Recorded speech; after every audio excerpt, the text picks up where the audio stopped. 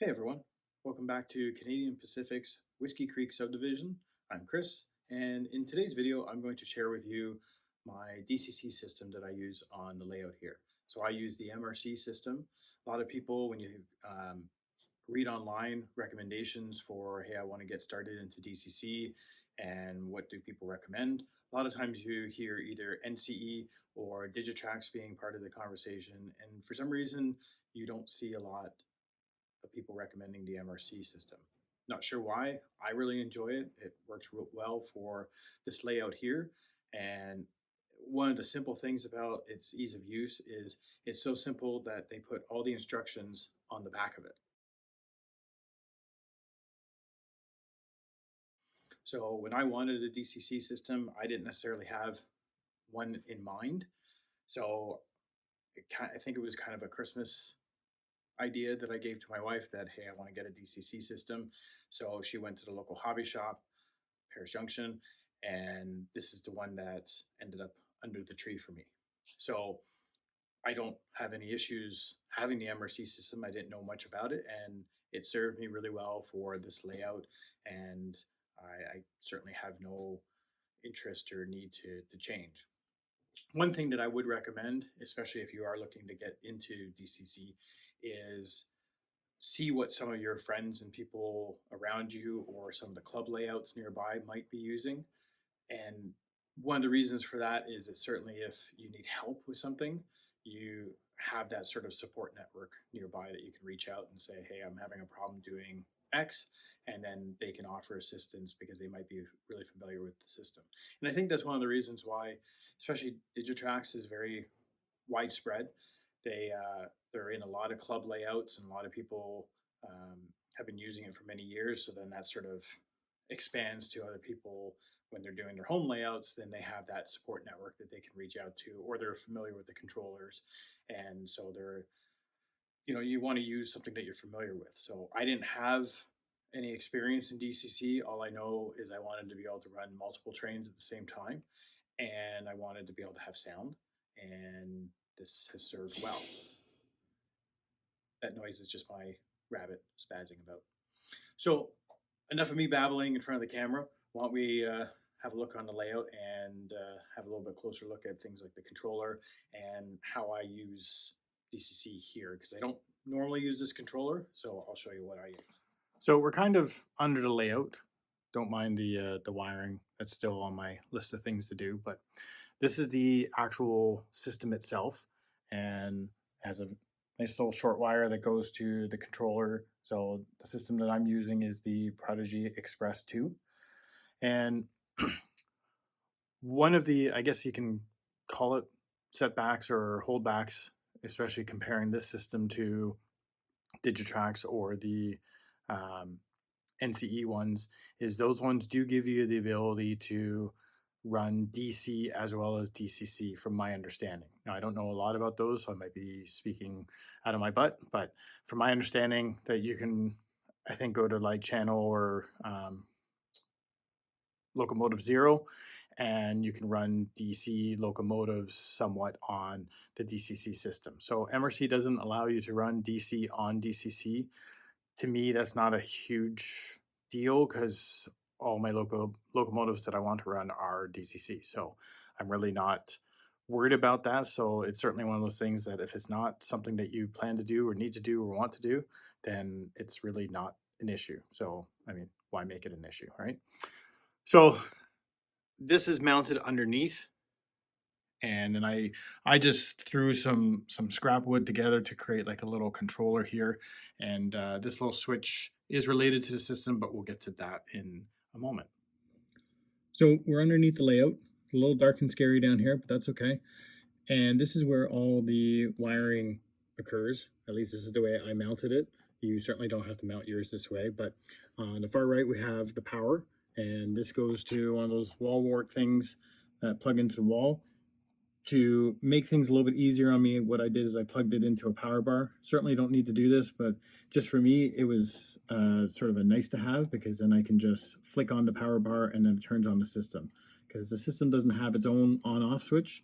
So it was either I'm plugging it in to the wall and unplugging it from the wall and doing that constantly, or it just seemed easier to me to just use a power bar with an on-off switch. So I have that plugged into the wall there, and then going to here, and then we have 4 wires that come out of the box here, and 2 of them are going to the main and 2 of them are going to the program track.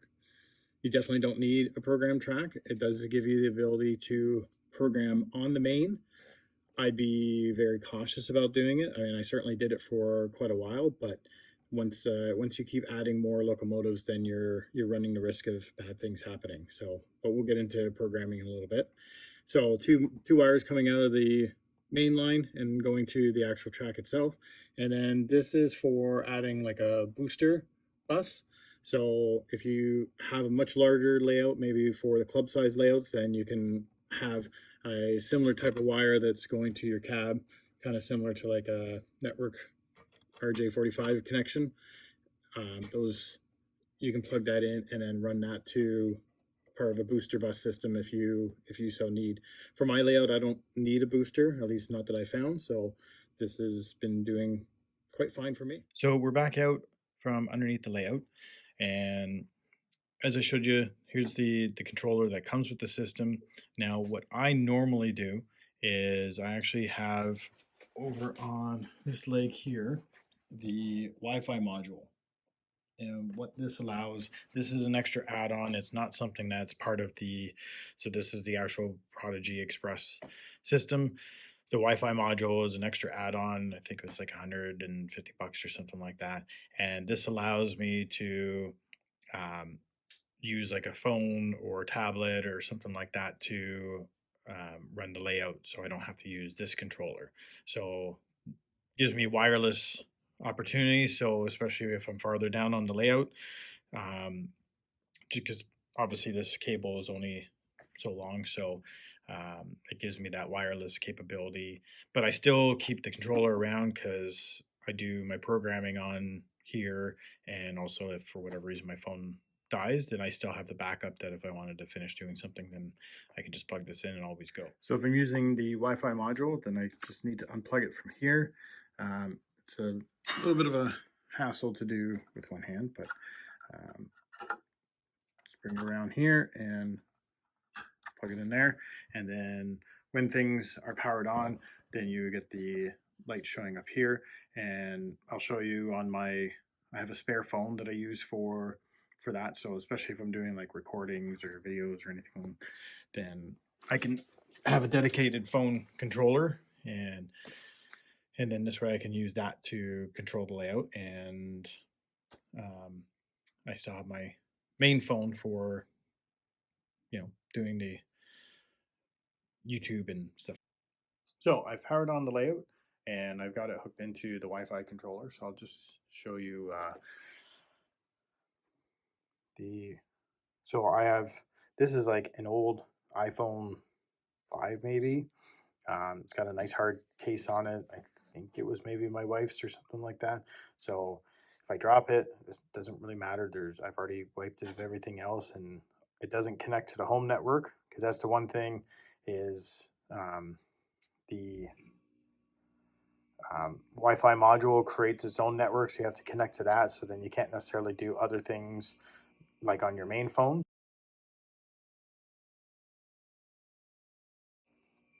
So I used a Wii throttle, and I know there's a bunch of videos on how to use the Wii throttle, so I'm not going to necessarily get into the ins and outs of it, but basically it's a very, here's the throttle side of things, and then you can select your different locomotives and go through some of the different settings and stuff like that. But we'll just set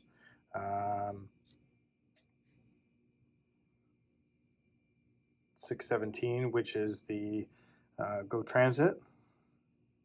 And then go over here. So I moved over to the tripod now, so now I have both hands to be able to do stuff. So we've gone to, already set the 617 being the Go Transit locomotive. It's set. At some point I changed some of the programming so it stays off until kind of I tell it to wake up. So even by turning on the light, which should be one of the front lights there, then it sort of wakes up.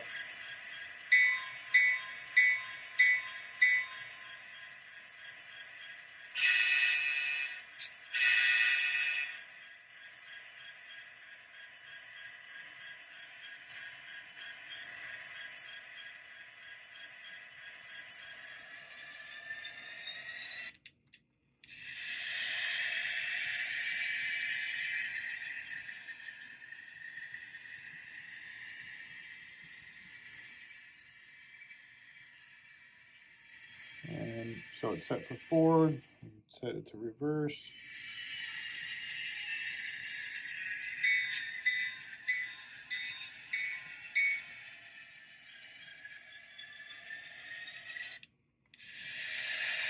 Apparently I need to clean that part of the track.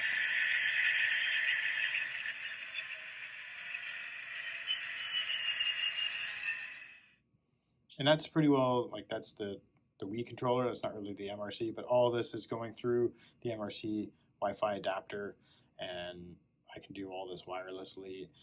If you have other people coming over, it's certainly helpful too, that if they, if you don't have a spare controller, so if my son comes down or if I have someone show up here, I'm kind of a lone wolf modeler, so I don't necessarily have people doing op sessions or anything here, but if I did, then it's certainly easier that way. But I just find it easy that I can, it's a very small little handheld unit that I can carry around anywhere on the layout.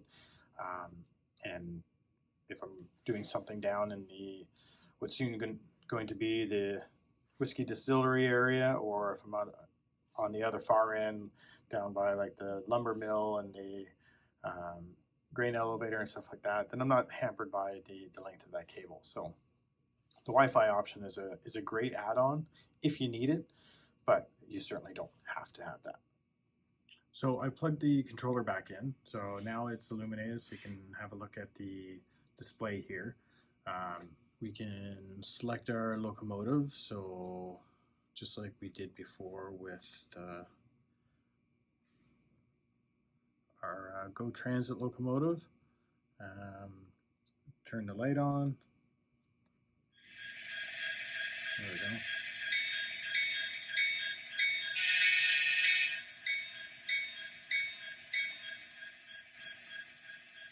And then it's got a little dial down at the bottom here.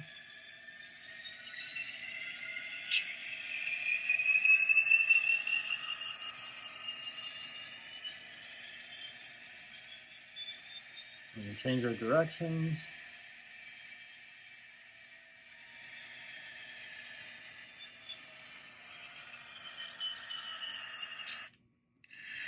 Yep, that's the spot I need to clean. And give it the old mute. And turn off the light. And there we go. Like, that's as simple as it is to use. All your function controls are all right there. You can operate this thing with one hand. Select your locomotive, type in whatever the address is. Now, one thing that I have is I have a lot of locomotives that I've recently acquired. Okay, maybe not a lot. I have 2 or 3, and they're still programmed at the address is 003. So that's like the default that comes with a locomotive. So I do need to change that. So so we're going to probably have a look at doing that next. So earlier on in the video, then you may have noticed this switch that I have here, prog and main. So I have a small little, I'll put this down for a second. I have this small piece of track here, and right about right here, there's some insulated joiners there. So this piece of track that 9516 is currently on, this is an isolated piece of track. There's just behind the bumper is the wire, and the wire comes down underneath the layout and then goes to here. And then depending on where the switch is, then right now it's set to program.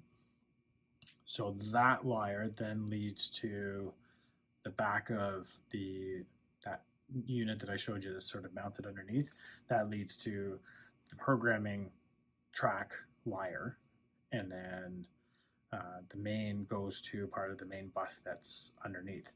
So this way I can park locomotives here and use this as like a, not quite a runaround track, but a track to sort of back things up and then leads up towards the maintenance shed there.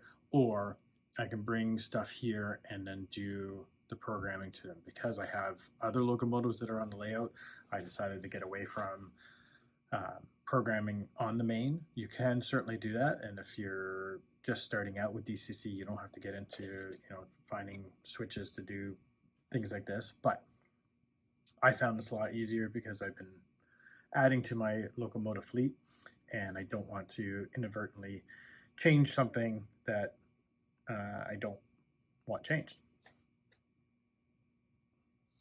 All right, so to have a look at the programming track here and some of the things that I'm going to do, you don't need anything fancy like JMRI to do any programming or anything like that. So everything is explained on the back here, and we're going to go over that in a moment. So so we have one locomotive on here. It's programmed to 9516. The switch is set to program right now, so even if I tried to wake things up, give it some different commands, try to give it some speed, it's not going to do anything. So if I change the switch and give it the wake up command,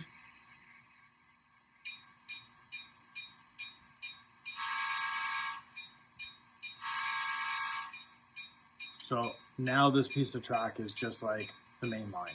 So if this locomotive was on this main switch here, that's enough out of you.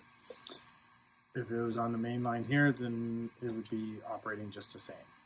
So we'll switch this over to mute that and put this onto program, and then have a look at what we can do with that. So we're set to the program track here, and we have 9516 on as our locomotive there.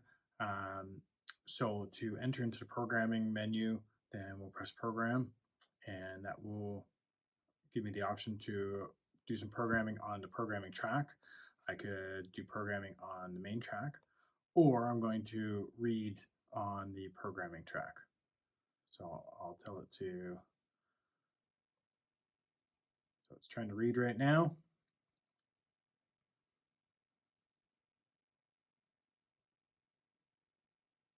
And if everything works well, then it comes up and has read the locomotive on the programming track is 9516. So at least this way, I'm sort of satisfying myself that everything is wired up and doing what it's supposed to be doing, and that is programmed the way that it should be. All right, to show you how easy it is to program things on here, I have my new Atlas GP9, the THB 402, and so what we're going to do first is we're going to read it. So we're going to give it the old read command. It should come up with 0003.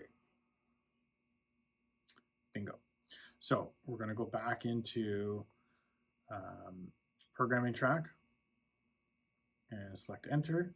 And now all I have to do is tell it what I want address. So 0402, right? That's what we want. And now it's going to send it. And it sent it. It's interesting because you can actually hear the locomotive. You may not be able to hear it on the video, but you can hear it sort of clicking and stuff. So now I'm going to go back to the read option and ask it to read the locomotive. And it should come up and say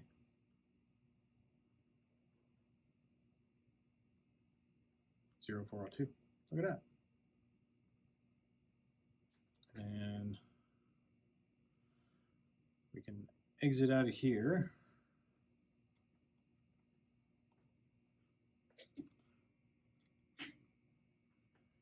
oops, selected wrong locomotive, 0402.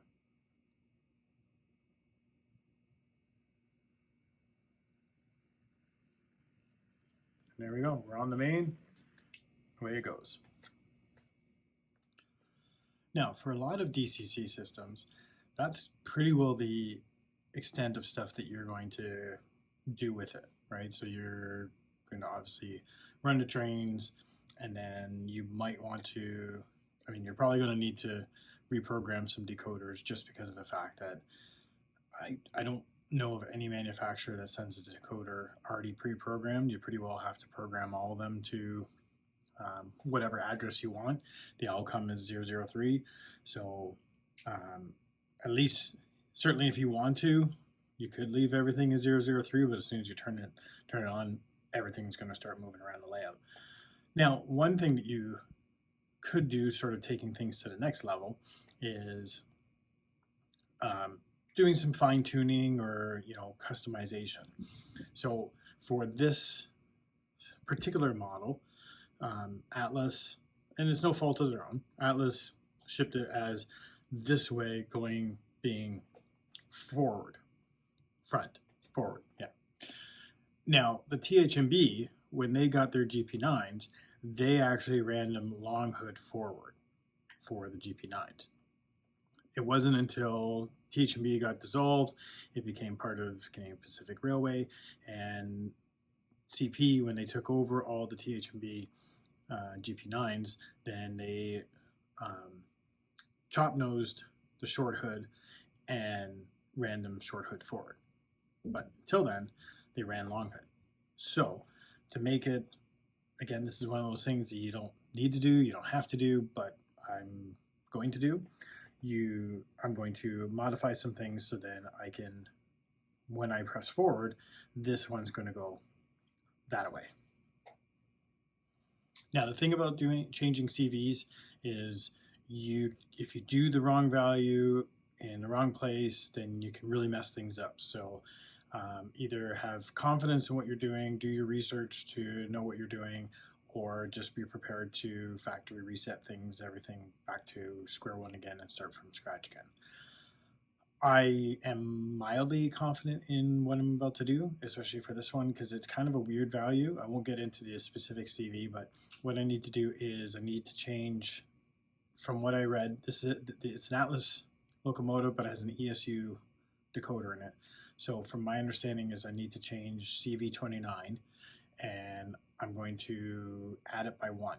And it's one of these cumulative CVs that has multiple bits involved in it. So based on how it adds up, then it's going to change certain things. I won't try to explain or care to understand to full extent what's happening with it, but we'll see how this goes. So we want to, I just want to read the track and just make sure that we are all on the same page.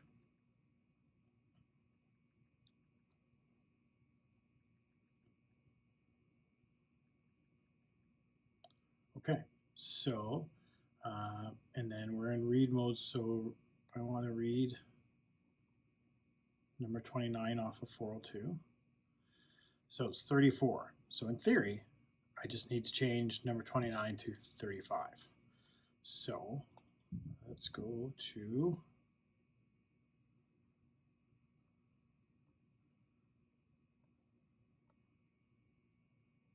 so all I'm doing to scroll through things is just press enter. So there's 29, enter, and then the data, I want to make that 35, right? It's sending, send it. In theory, it's done. So if I did this right, I can just exit out of here. 402. So we got 402 on there, and have it set to reverse. So that should be the short hood moving forward.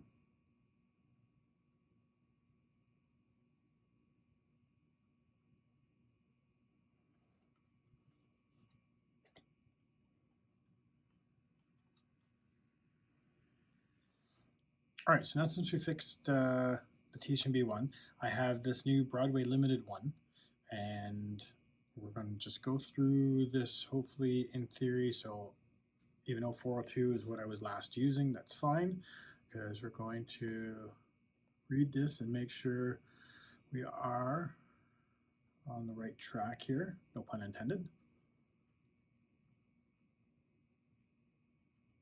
Oh, it's even actually making it sort of jump forward as it's reading. So 003.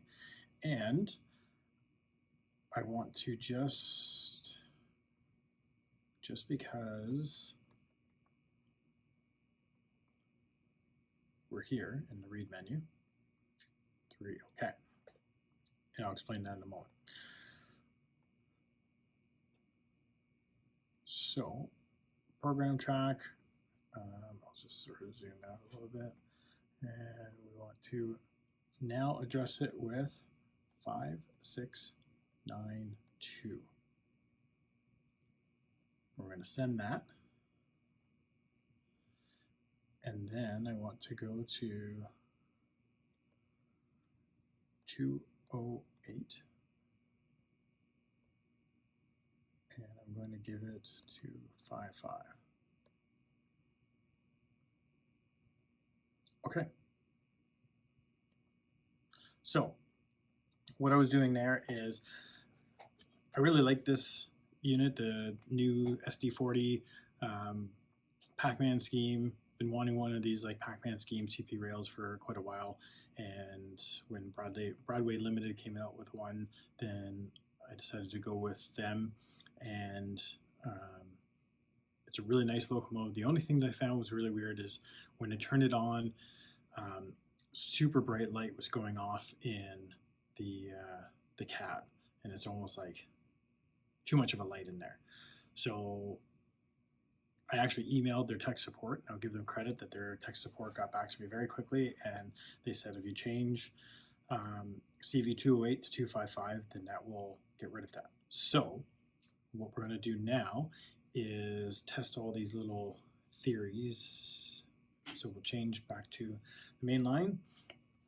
Input into our locomotive, we want 562, and let's maybe start the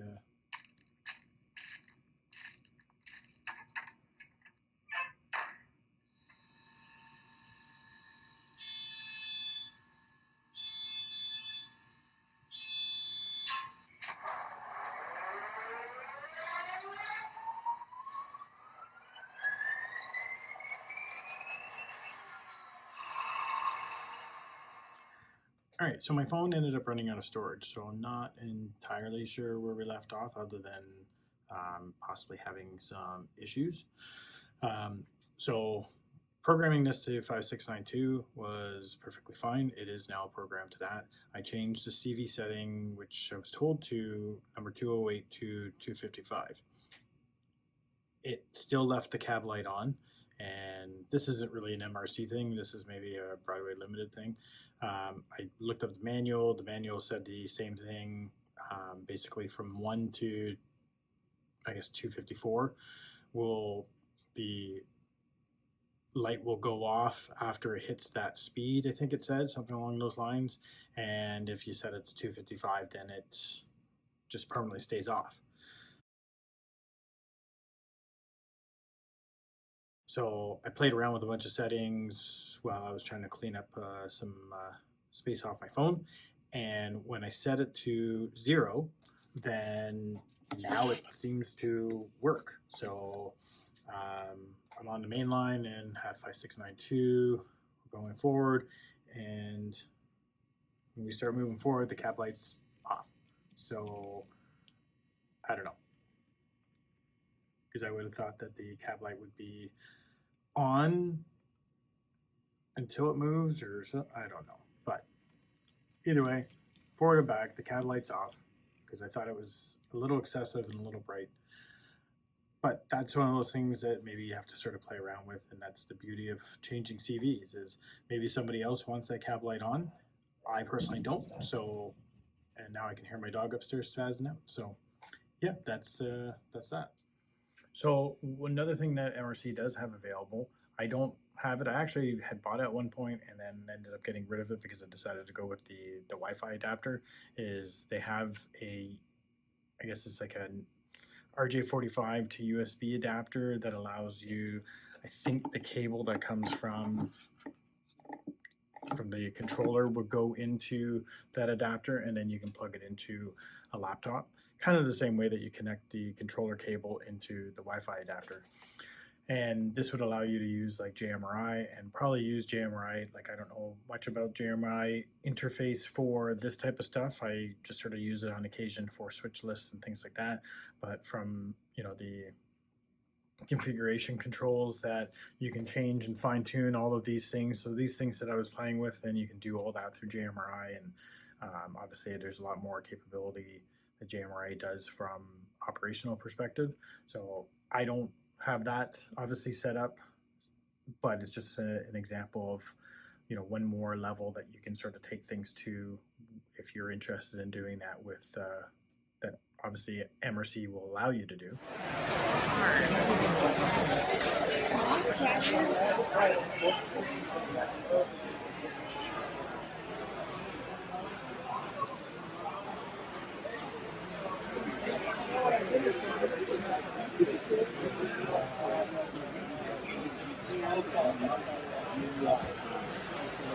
One side and then auto reverse.